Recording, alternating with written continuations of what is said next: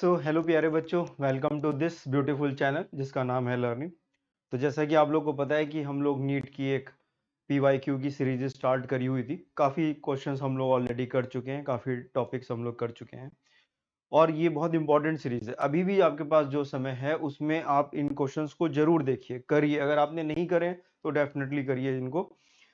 तो आज उसी सीरीज में हम लोग काइनेटिक थ्योरी ऑफ गैसेस के बारे में डिस्कस करेंगे। इसके जो भी 5-6 साल के क्वेश्चंस आए हैं या जो इंपॉर्टेंट क्वेश्चंस हैं, लेकिन साथ में उनकी जो शॉर्ट ट्रिक्स है, किस तरह से प्रॉब्लम को जल्दी सॉल्व किया जा सकता है, इस पे भी हमारा पूरा फोकस रहेगा। सो बने रहिए इस चैनल के साथ, आपकी जो भी क्वेरीज होंगी वो सारी यहाँ पे कंप्लीट हो जाएंगी। तो चलिए बच्चों, इसका पहला सवाल करते हैं।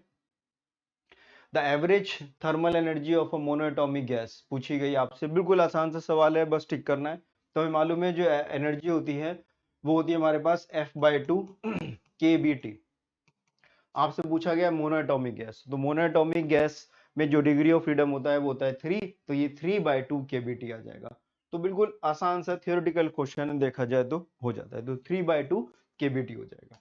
अगला सवाल आते हैं, ये मैट्रिक्स मैच है। तो देखिए, हमें अगर मान लीजिए सब नहीं भी पता है तो एक दो भी अगर कोई पता है तो भी आंसर आ जाएगा। तो तरीका ये है कि जरूरी नहीं कि आप सबको सॉल्व करें। तो आप देखिए, इसमें पहले करते हैं हम लोग the root mean square speed of the gas. तो हमें मालूम है जो RMS स्पीड होती है that will be equal to 3RT/m। T temperature in Kelvin scale, m जो है मोलर मास होता है। तो ये स्टैंडर्ड फॉर्मूला है। तो ए का आंसर देखिए कितना आ जाएगा, P आ जाएगा। अब हम लोग जरा ऑप्शन में जाते हैं। देखिए ए का R दिया हुआ है, तो देखिए फर्स्ट ऑप्शन गलत हो गया। ए का R लास्ट वाले में भी दिया है, ये भी गलत हो गया। अब आते हैं सेकंड में, तो ए का P क्यू दिया हुआ है और थर्ड वाले में भी बच्चों ए का क्यू दिया हुआ है। तो सेकंड और थर्ड में कोई भी ऑप्शन करेक्ट हो सकता है। अब ये देखिए, बिल्कुल इमीडिएट हमने दो ऑप्शन इलिमिनेट कर दिए। अगला देख लें, the pressure exerted by the ideal gas. तो pressure exerted by the ideal gas 1/3 mnv² होता है। ये डेरिवेशन भी हम लोग इसका करते हैं।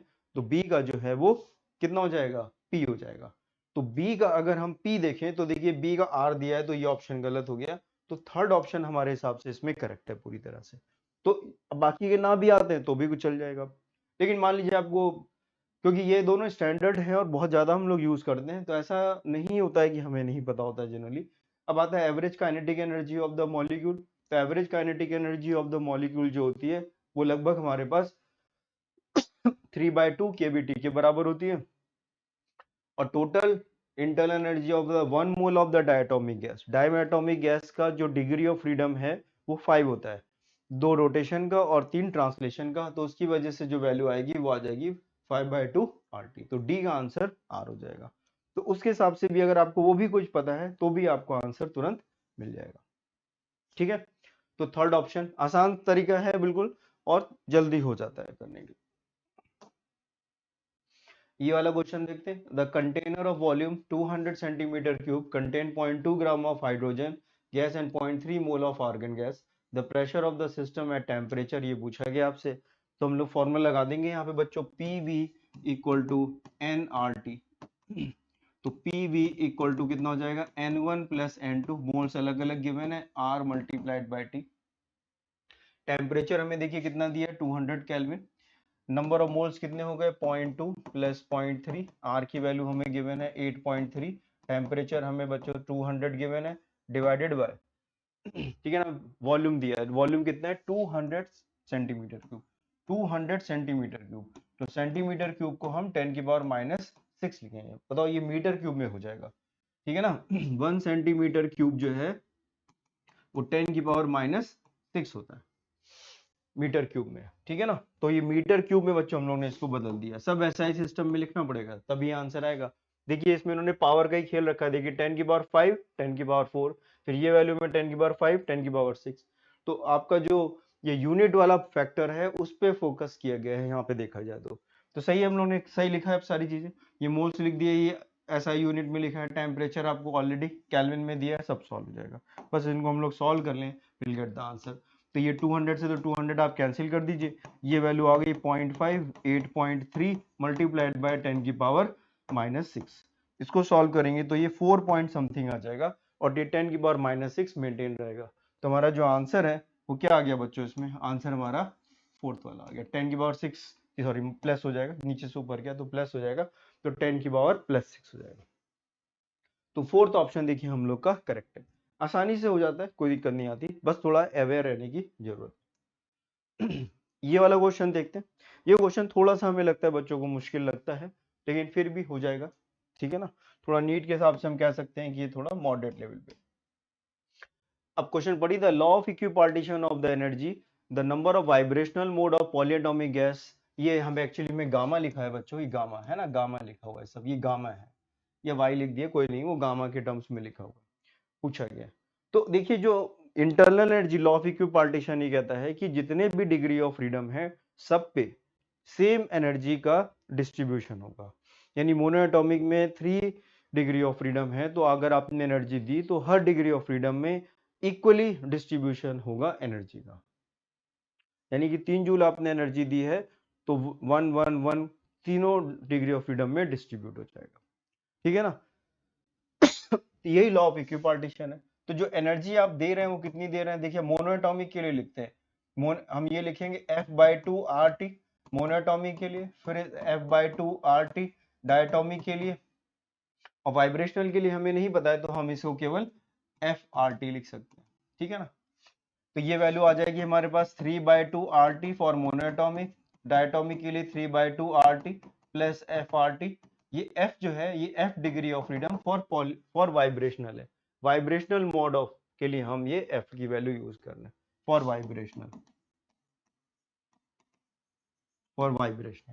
तो इसको आप सॉल्व करेंगे तो U की वैल्यू आ जाएगी 3RT प्लस FRT। इसको हम डिफरेंशिएट कर दें तो ये वैल्यू आ जाएगी हमारे पास du/dt, du/dt की वैल्यू आ जाएगी 3R minus F plus FR, ठीक है।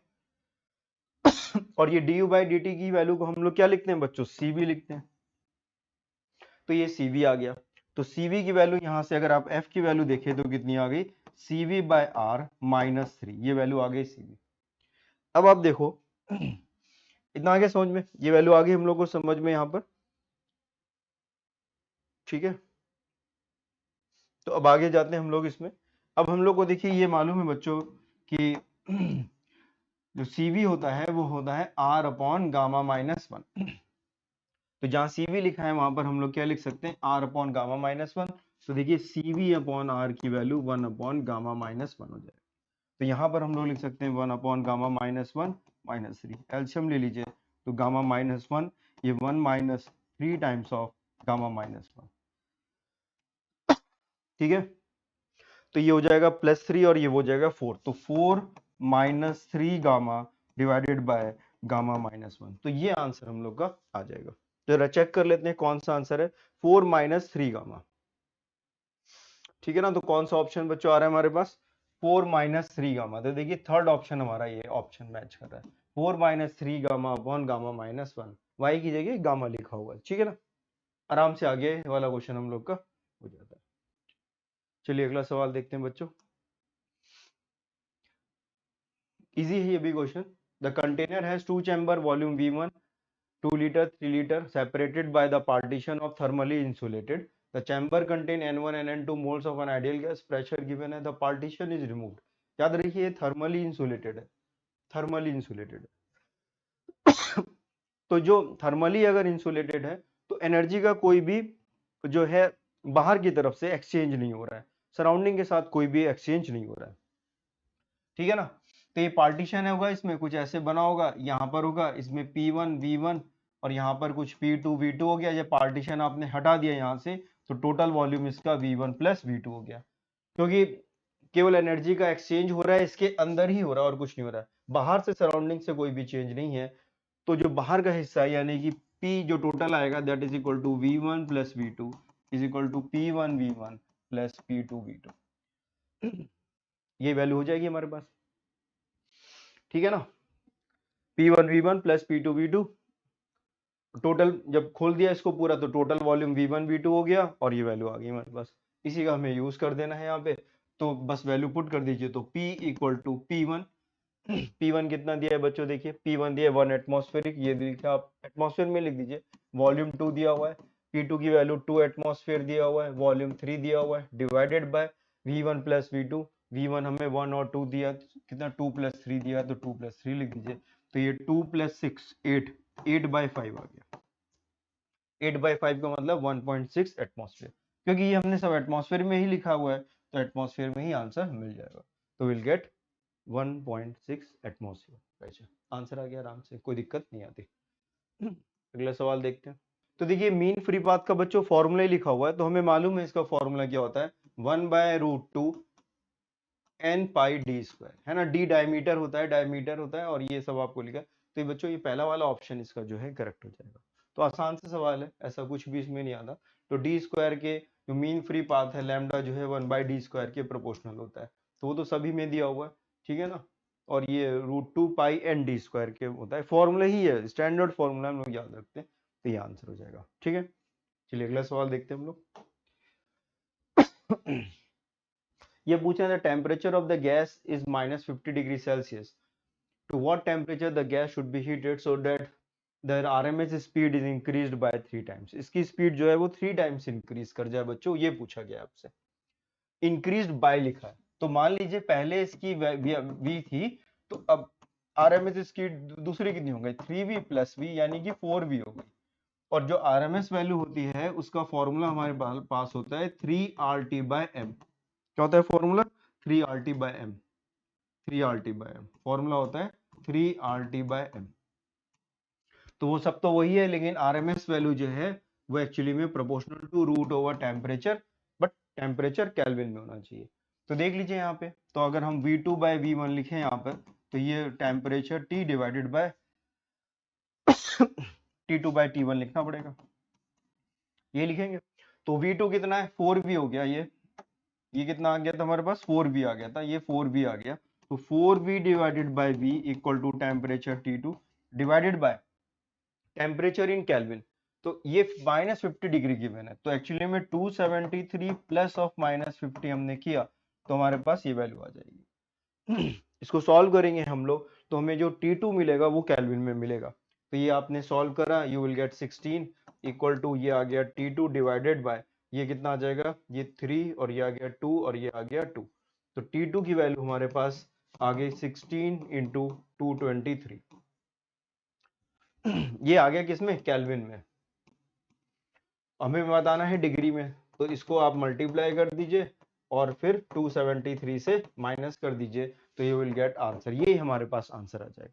इसको जब आप सॉल्व करोगे तो आसान सा सवाल है, तो 3295 आपका डिग्री सेल्सियस में आंसर आ जाता है, तो आराम से हो जाता है, कोई इसमें दिक्कत ऐसी नहीं आती। सो देखते हैं बच्चों ये वाला सवाल। ये वाला सवाल थोड़ा सा आप कह सकते हैं कि डिफिकल्ट है काइनेटिक थ्योरी ऑफ गैसेस के पॉइंट ऑफ व्यू से, और क्वेश्चन भी थोड़ा लेंथी है, तो पढ़ने में भी हमें समय लगेगा, और कॉन्सेप्चुअल भी है, तो ध्यान से सुनिए मेरी सारी बातें, आ जाएगा समझ में। An oxygen cylinder of volume 30 litre has 18.20 mole of oxygen. तो ये ऑक्सीजन है। After some oxygen is withdraw from the cylinder, its gauge pressure is drop to, याद रखिए गॉस प्रेशर दिया हुआ है, gauge pressure is drop to 11 atmospheric pressure at a temperature 27°C। ठीक है ना। The mass of the oxygen withdraw from the cylinder, वो पूछ रहे कितनी जो है ऑक्सीजन उसमें से लीक कर गई है। आर दिया है, मोलर मास दिया है, एटमॉस्फेरिक प्रेशर गिवन है, सब कुछ हमें गिवन। तो अगर आप इनिशियली देखें, इनिशियली जब लीक नहीं करा था, तो इनिशियली जो मास होगा, मास ऑक्सीजन का होगा, जब mass of oxygen will be equal to कितना हो जाएगा, इतने मोल्स हैं, और ऑक्सीजन का जो मोलर मास होता है वो 32 है, तो इतने ग्राम जो है हमारे पास इनिशियली ऑक्सीजन थी, ठीक है ना, इतनी ग्राम थी, ये इनिशियल है। अब फाइनल हम और निकाल लेंगे और फिर सॉल्व कर लेंगे उसको। तो फाइनल निकालने के लिए हमें मास निकालना है, तो पहले हमें नंबर ऑफ मोल्स निकालने पड़ेंगे। तो फाइनली कितना होगा, फाइनली जरा चेक कर लेते हैं। फाइनली हम लिखेंगे PV equal to nRT, number of moles आ जाएंगे फाइनल वाले हमारे पास। अब बताइए प्रेशर कितना लिखें। सो अब देखिए यहाँ पर क्या दिया हुआ है, गॉस प्रेशर दिया है 11 एटमॉस्फेयर का, तो ये गॉस प्रेशर है, साथ में क्या हो रहा है, इसमें एक एटमॉस्फेरिक प्रेशर भी लग रहा होगा। गॉस प्रेशर तो केवल अंदर का प्रेशर है, और साथ में एटमॉस्फेयर भी तो लगेगा, तो जो टोटल प्रेशर बच्चों हो जाएगा वो कितना हो जाएगा, 11 + 1, ये टोटल प्रेशर होगा एटमॉस्फेयर में। इसको हमें कन्वर्ट करना पड़ेगा किसमें, SI यूनिट में, तो 1.01 10⁵ आपने ये लिख दिया जो ये लिखा हुआ था आगे के। अब आता है वॉल्यूम। वॉल्यूम हमें बच्चों दिया हुआ है 30 लीटर में, तो लीटर को हम लिखेंगे 30 इंटू 10⁻³ ये मीटर क्यूब में बच्चों कन्वर्ट हो जाएगा। ठीक है ना। अब आता है एन, हमें ये मोल्स ही निकालने हैं, यहाँ से एन की वैल्यू हमें फाइंड करनी है, आर की वैल्यू 8.3 और टेम्परेचर हमें जो गिवन है वो कितना गिवन है 27 डिग्री। तो 27 डिग्री का मतलब हो गया केल्विन में 300 केल्विन, तो 300 केल्विन हमारे पास ये वैल्यू आ गई। इसको हम लोग सॉल्व करेंगे तो आपके पास एन की वैल्यू आ जाएगी, यहाँ से एन की वैल्यू ये आ जाएगा 12 multiplied by 1.01 10⁵ into 30 into 10⁻³ divided by आप करेंगे 8.3 मल्टीप्लाइड बाय 300। ये हमें कैलकुलेशन बच्चों इसमें यहाँ पर क्या है करनी पड़ेगी, और इसको जब हम लोग कैलकुलेट करेंगे तो हमारे पास कैसे वैल्यू आएगी देख लीजिए।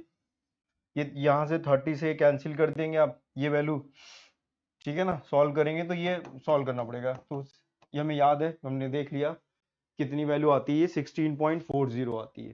कैलकुलेशन भी हो जाता है, कोई दिक्कत बच्चों नहीं आएगी इसमें। आप यहाँ से देखो कैलकुलेट करोगे 10⁵, ये -3, तो ये 30 से आपने ये कैंसिल कर दिया, ये 10 बचेगा। ठीक है ना। इसको आप अभी फिलहाल 1 लिख लीजिए, कोई दिक्कत नहीं, ये 8.3 है, सॉल्व करेंगे तो लगभग 16.40 आ जाएगा। ये नंबर ऑफ मोल्स आ गए। तो अब बताइए पहले कितना था हमारे पास, इतना था यहाँ तक। अब वेट कितना हो जाएगा, पहले नंबर ऑफ मोल्स कितने थे 16.20, अब नंबर ऑफ मोल्स कितने, सॉरी 18.20, अब कितने 16.40, बस माइनस करना है इसको भी हमें और आंसर आ जाएगा। तो क्या करेंगे यहाँ पर हम लोग तो अब सेकंड मास कितना आ गया 16.40 मल्टीप्लाइड बाय 32, तो लॉस कितना हो गया, लॉस कितना हो गया, तो पहले कितना था हमारे पास 18 पॉइंट कितना था 18.20 माइनस 16.40 मल्टीप्लाइड बाय 32, इनिशियली इतना था, फाइनल इतना हो गया, तो लॉस कितना हो गया, यहाँ से हमें इसकी वैल्यू पता लग जाएगी। इसको हम लोग सॉल्व कर लेंगे तो हमें आंसर मिल जाएगा। तो इसका आंसर लगभग बच्चों अप्रोक्सीमेटली ये वैल्यू आ जाती है 0.016। ठीक है ना, तो ये वैल्यू हमारे पास आ जाती है 0.116 kg के आसपास, ये हमारे पास इसका आंसर आ जाता है। तो हो जाता है, थोड़ा कैलकुलेशन है, ऑब्वियसली प्रॉब्लम थोड़ा सा डिफिकल्ट है, हम ये कह सकते हैं नीट के पॉइंट ऑफ व्यू से, लेकिन अच्छा क्वेश्चन है, कॉन्सेप्चुअल क्वेश्चन है। तो इस तरह की भी तैयारी अपनी पूरी पक्की रखिए ताकि किसी भी तरह की दिक्कत ना हो जाए और आप एक अच्छे डॉक्टर बन सको। ठीक है। सो बच्चों जितने भी इसमें इंपॉर्टेंट क्वेश्चंस थे जो आए हुए थे वो सारे हम लोग ने डिस्कस कर लिए काइनेटिक थ्योरी ऑफ गैसेस के। तो आई होप आपको समझ में आ गया होगा सारी चीजें, लेकिन अभी भी आपके पास जो समय बचा है उसमें आपको कोई दिक्कत है तो ये हमारा टेलीग्राम चैनल है, प्लीज आप इसको जो है इसके साथ जुड़ जाइए और कोई भी दिक्कत हो तो हमसे पूछ लीजिए। Wish you all the best, take care and good bye.